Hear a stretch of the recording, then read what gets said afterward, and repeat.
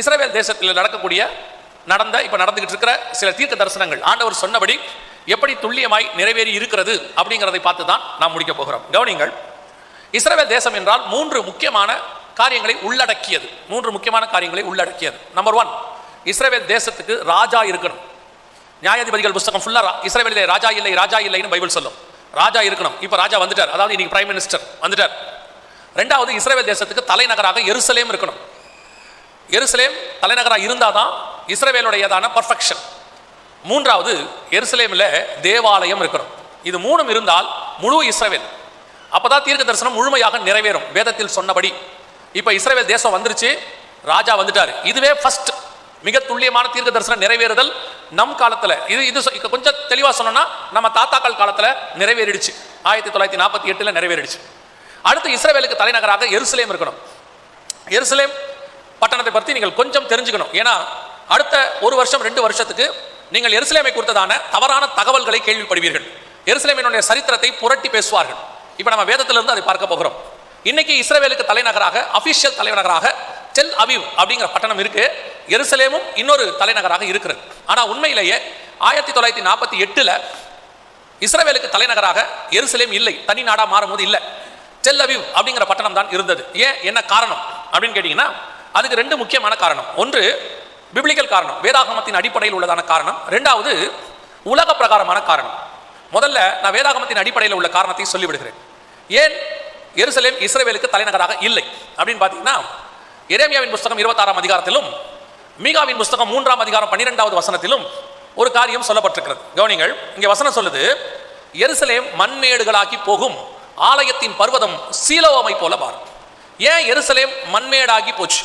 ஆண்டவர் சொல்றாரு எருசலேம் முழுவதும் மண்மேடாகி போகும்னு சொல்றாரு. ஏன் எருசலேம் மண்மேடாகி போச்சு அப்படின்னு கேட்டீங்கன்னா, அந்த எரேமியா 26ஆம் புத்தகத்தில் போய் வாசிச்சு பாருங்க. இஸ்ரவேலர்களும் யூதர்களும் தேவனுக்கு விரோதமாய் அந்த தேசத்தில் பண்ணதான அக்கிரமம் அநியாயம் எல்லாம் அங்கே சொல்லியிருப்பார் ஆண்டவர். அவங்க என்னென்னலாம் பண்ணாங்க அப்படின்னு இருக்கும், அதை நீங்கள் போய் பார்க்க முடியும். உங்களுக்கு தெரியும் நினைக்கிறேன், இந்த இஸ்ரவேலர்கள் எப்பவுமே என்ன செய்வாங்க, நியாயாதிபதிகள் புத்தகத்தில் இருக்கு, அப்புறம் நீங்கள் போய் பார்த்துக்கோங்க. தேவன் அவர்களுக்கு ஒரு காரியத்தை செய்வார், அவர்கள் அந்த காரியத்தை பெற்றுக்கொள்வார்கள். இப்போ தேசத்தை கொடுத்துருவார், கொஞ்ச நாள் ஒழுங்கா இருப்பாங்க. அப்புறம் தேசத்துல தேவனுக்கு விரோதமான காரியங்கள், அவருக்கு பிடிக்காதது, அருவருப்பானது, முதன்மையானது, ஆண்டவருக்கு பிடிக்காதது விக்கிரகாராதனை அந்த தேசத்துல இஸ்ரவேலர்கள் செஞ்சாங்கன்னு இருக்கும். பெலிஸ்தியருடைய காரியங்கள்லாம் அவங்க செஞ்சாங்கன்னு இருக்கும். ஆண்டவர் என்ன பண்ணுவார், ஒரு தீர்க்கதரிசியை வச்சு எச்சரிப்பார். எப்பா நீங்க பண்றதெல்லாம் தப்புப்பா, செய்யக்கூடாதுப்பா அப்படின்னு சொல்வார். அவங்க கேட்க மாட்டாங்க. உடனே ஆண்டவர் என்ன பண்ணுவார், ஒரு ராஜாவை எழுப்புவார், புறஜாதி ராஜா. அப்புறம் அம்மோன் ராஜா வருவான், மோவாபிய ராஜா வருவான், அமலேக்கிய ராஜா வருவான். வந்து அவங்கள பிடிச்சி அடி நடிச்சு ஒரு 20 வருஷம் 10 வருஷம் அவங்ககிட்ட அடிமையா இருப்பாங்க. அப்புறம் ஆண்டவர் நோக்கி கதறுவாங்க, ஆண்டவரே எங்களை இப்படி என்ன காப்பாத்துங்க. ஆண்டவர் ஒரு ரட்சகனை எழுப்புவார், எப்தா, பாராக், தெபோரால், கிதியோன், அப்புறம் சிம்சோன், இப்படி இருக்குவார். அவங்க வந்து என்ன பண்ணுவாங்க, விடுதலை ஆக்குவாங்க. திருப்பி இஸ்ரவேல் ஜனங்க கொஞ்ச நாள் கரெக்டா இருப்பாங்க, திருப்பி தப்பு செய்வாங்க, திருப்பி ஆண்டவர் அவங்கள எச்சரிப்பார், திருப்பி பிடிச்சி கொடுப்பாரு, திருப்பி அழுவாங்க, திருப்பி அவங்கள வந்து காப்பாற்றுவார். இதே பொழப்பா இருக்கும். நீங்க பாத்தீங்கன்னா நியாயாதிபதிகள் புத்தகம் ஃபுல்லா மாறி மாறி மாறி இப்படி நடந்துகிட்டே இருக்கும். தீர்க்கதரிசிகள் கடிந்து கொண்டு அவங்க ஒத்துக்க மாட்டாங்க, தீர்க்கதரிசி போட்டு அடிப்பாங்க. முடிவு இஸ்ரவேல் எருசலேம் மண்மேடாகி போயிருச்சு. எந்த அளவுக்குன்னு பாத்தீங்கன்னா இந்த அளவுக்கு ஆயிடுச்சு. ஒரு மரம் கூட கிடையாதாமா இஸ்ரவேல் தேசத்துல. 1918 முன்னாடி வரைக்கும் தேசத்தை சுத்தி பார்த்த ஒருத்தர் புக் எழுதியிருக்கிறாரு, இதுவா தாவீதின் நகரம், இவ்வளவு மோசமா இருக்குதே அப்படின்னு எழுதியிருக்கிறார். அவ்வளவு ஆண்டவர் தேசத்தை கைவிட்டார். காரணம் அவர்களுக்குள் காணப்பட்ட அருவருப்பு. அந்த அருவருப்பின் நிமித்தம் கர்த்தர் தேசத்தை கைவிட்டார். எருசலேம் மண்மேடாகி போகும் என்று சொல்லப்பட்டபடி அது மண்மேடாகி போய்விட்டது.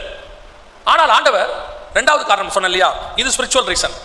2வது காரணம் என்ன அப்படின்னு கேட்டா, எருசலேம் 3 முக்கியமான மதங்களுக்கு மைய இடம். இன்னும் சொல்ல போனா அநேக மதங்களுக்கு அது மையமான இடமாக இருந்துச்சு. எனவே எருசலேமை ஐநா சபை கொடுக்க மாட்டேன் என்று சொல்லிவிட்டது. எல்லாருக்கும் இது முக்கியமான இடம். நாங்கள் இதை ஒருத்தர் கையில் கொடுத்தா, யூதர்கள் கையில் கொடுத்தாலோ அல்லது கிறிஸ்தவர்கள் கையில் கொடுத்தாலோ அல்லது இஸ்லாமியர்கள் கையில் கொடுத்தாலோ நீங்கள் ஒருத்தரை ஒருத்தர் அடித்துக் கொள்வீர்கள். எனவே இந்த பட்டணத்தை மாத்திரம் நாங்கள் வைத்துக் கொள்வோம் என்று ஐநா சபை வைத்துக் கொண்டது 1948. ஆனால் ஆண்டவர் சொல்ற வார்த்தையை பாருங்க. இப்போ நான் சொல்ற வசனத்தை எல்லாருமே எடுங்க, மார்க் பண்ணிக்கோங்க. எதுக்காக உங்களுக்கு சொல்றேன் அப்படின்னா, இந்த வசனத்தின் காலத்தில் தான் இப்பொழுது நாம் இருக்கிறோம். நாம இந்த தீர்க்க தரிசனம் நிறைவேறுகிற காலத்தில் இருக்கிறோம். சகரியா தீர்க்க தரிசன புத்தகம் 12ஆம் அதிகாரம் 1 முதல் 6 வசனத்துக்குள் நாம் இருக்கிறோம். இப்போ 2000 நான் சொல்றது 2000 இந்த 2018-20 இந்த காலகட்டம் எல்லாம் இந்த வசனத்துக்குள்ளான தீர்க்க தரிசனங்கள் நிறைவேறுகிற காலம். இப்போ அது நடந்து கொண்டே இருக்கிறது. எதை பத்தி அப்படின்னு கேட்டீங்கன்னா, அங்கே ஆண்டவர் சொல்றாரு, எருசலேம், சகரியா 12:6, எருசலேம் திரும்பவும் தன் ஸ்தானமாகிய எருசலேமிலே குடியேற்றப்பட்டிருக்கும் அப்படின்னு சொல்றாரு. திரும்பவும் எருசலேம் வரும், அது மீண்டும் அதே ஸ்தானத்தில் குடியேற்றப்பட்டிருக்கும் என்று இயேசு சொன்னார். வேதம் சொல்லுகிறது. இது எந்த அளவுக்கு சாத்தியம்? சகரியா புஸ்தகம் வந்து இன்னிலிருந்து ஏறக்குறைய 2500 வருஷத்துக்கு முன்னாடி உள்ளது, அதுக்கும் முன்னாடி உள்ளது. இது எந்த அளவுக்கு சாத்தியம், வாய்ப்பு இருக்கிறதா? எருசலேம் அதே மாதிரி திரும்பி வருமா அப்படின்னு கேட்டீங்கன்னா, கிபி 70 எருசலேம் ரோமர்களால், தீத்து ராயனால், அதாவது சீசர் டைட்டஸ் அப்படின்னு சொல்வாங்க, அவர் மூலமாக தீக்கிரையாக்கப்பட்டது. தேசம் முழுவதுமாக கிபி 90 நாசம் பண்ணப்பட்டது. கடைசி கோட்டை மசாடா, அதுவும் இடிக்கப்பட்டது. அதோடு கூட இஸ்ரவேல் தேசத்தினுடைய சரித்திரம் தள்ளி போடப்பட்டது. அப்படி அவ்வளவுதான். அப்படி இருந்ததான அந்த தேசம் மீண்டும் குடியேற்றப்படுமா, வாய்ப்பு இருக்குதா அப்படின்னு கேட்டீங்கன்னா, இதே காலகட்டத்தில் இருந்ததான எத்தனையோ பட்டணங்கள், பாபிலோன், நினிவே, தீரு, பைபிள்ல உள்ளது நான் சொல்றேன், அந்த பட்டணங்கள்லாம் இப்ப இல்ல. எல்லாமே இன்னும் சொல்ல போனா இதெல்லாம் எருசலேமை விட மிக முக்கியமானது, பெருசு. ஆனால் அந்த பட்டணங்கள் எதுவும் இப்பொழுது இல்லை. எல்லாமே தண்ணிக்குள்ள போயிருச்சு, பாலைவனம் ஆயிருச்சு. எல்லா பட்டணமும் சிதறடைஞ்சு இடிஞ்சு போச்சு. பாபிலோன் எல்லாம் தண்ணிக்குள்ளேயே போயிருச்சு. ஆனால் ஆண்டவர் சொல்றாரு, எருசலேம் மட்டும் திரும்பி வருங்கிறார். திரும்பி வரும்னு சொல்லி மீண்டும் எருசலேம் அதே ஸ்தானத்தில் நான் கொண்டு வருவேன் என்றார். ஆண்டவர் சொன்னபடி 1967 6 நாள் யுத்தத்தில் எருசலேம் மீண்டும் இஸ்ரவேல் வசம் வந்தது. அந்த எருசலேம் பட்டணத்தை யூதர்கள் 6 நாளில் பிடித்தார்கள். 1967 ஜூன் மாதம் 5ஆம் தேதி ஆரம்பித்தது. இப்போ நீங்க பார்க்குற இந்த யுத்தம், இதான் ஃபர்ஸ்ட் வார், அதாவது செகண்ட் வார். இதான் உள்ளுக்குள்ள அவங்க நுழையிறாங்க பாருங்க. இதான் அபிஷியலா யூதர்கள் 1900 வருஷம் கழித்து நுழையிறாங்க உள்ள. கிபி 70 வெளியே போனவங்க 1967 அபிஷியலா நுழையிறாங்க. ஆண்டவர் சொன்னபடி துல்லியமான தீர்க்க தரிசனம், ஆண்டவர் சொன்னபடியே வந்துட்டாங்க திருப்பி தி சேம் பிளேஸ். இது எவ்வளவு பெரியதான தீர்க்க தரிசனம் நிறைவேறுதல் தெரியுமா? பார்க்கறதுக்கு சாதாரணமா இருக்கு, இதெல்லாம் நம்ம அப்பாக்கள் காலத்துல நடந்தது. ஆண்டவர் சொன்னபடியே நடந்துச்சு. அவங்க உள்ளே நுழையும் போது ஒரு அரபியன் சொன்னாராம், அங்க இருந்தவர் சொன்னாராம், நீங்கள் கண்டிப்பாய் திரும்பி வருவீர்கள் என்று தெரியும் அப்படின்னு சொன்னாராம். ஆண்டவர் சொன்னபடியே தீர்க்க தரிசனம் நிறைவேறிடுச்சு. எருசலேம் திரும்பவும் தன் ஸ்தானமாகிய எருசலேமிலே குடியேற்றப்பட்டு விட்டது. சகரியா 12:6 நம் கண்களுக்கு முன்பாக நிறைவேறிடுச்சு. அதுல ரொம்ப ஆச்சரியப்படுற ஒரு விஷயத்தை கவனிங்க. இந்த யுத்தத்துக்கு நடுவுல ராணுவ வீரர்கள் எருசலேமுக்குள்ள நுழையிறாங்க. அவன் கையில என்ன இருக்குன்னு பாருங்களேன். அவன் கையில என்ன இருக்கு பாருங்க, அதை பார்த்தா தெரியும். நடுவுல ஒன்று கொண்டு போறாரு பாருங்க, அந்த ராணுவ வீரர் கொண்டு போறாரு பாருங்க, டிவியில தெரியும். என்ன வச்சிருக்காரு தெரியுமா? அவங்க என்ன போட்டுக்கிறாங்க பாருங்க, மேல உள்ளே நுழையும் போது, யுத்தத்துக்குள்ளே நுழையும் போது, அந்த பட்டணத்துக்குள், அந்த ஹோலி சைட் என்று சொல்லக்கூடியதான டெம்பிள் மவுண்ட், அந்த இடத்துக்குள் நுழையும் போது கையில தோரா ஓட போறாரு. தோரானா 5 ஆகமங்கள் உள்ளதான, நம்ம சொல்ற வேதாகமம்னு 5 ஆகமம், ஆதி ஆகமத்திலிருந்து உபாகமம் வரைக்கும் உள்ள 5 ஆகமம்.